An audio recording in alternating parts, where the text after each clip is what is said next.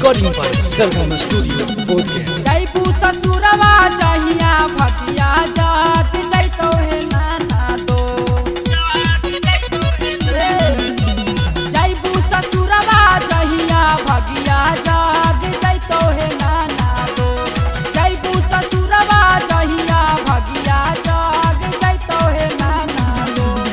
ओही जगहिया मगहिया तेल जब लाग जैतो है नाना दो। ओही जगहिया मगहिया तेल जब लाग जैतो है नाना दो। तू बर पातर देहिया तोहर निखार जैतो है नाना दो। तू बर पातर देहिया तोहर निखार जैतो है नाना दो। ओही जगहिया तेल मगहिया लाग जैतो है नाना दो। ओही जगहिया मगहिया तेल जब लाग जैतो है नाना दो।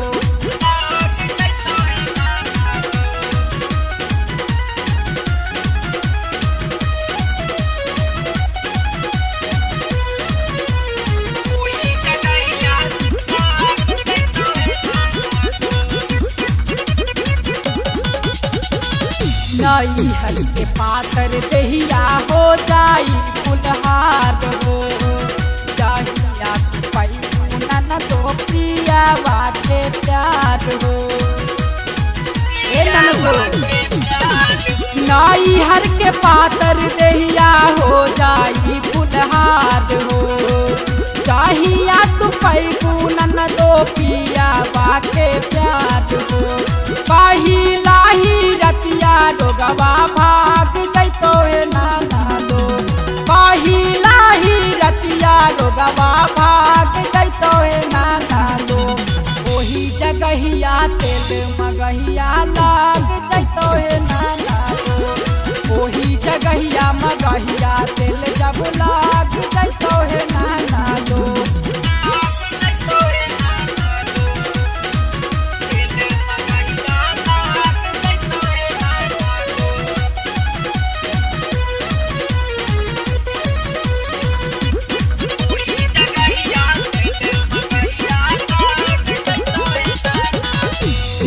सरगम के तू बाड़ी छाछा ना भेल। सैया रखले पानी है तू बतावे।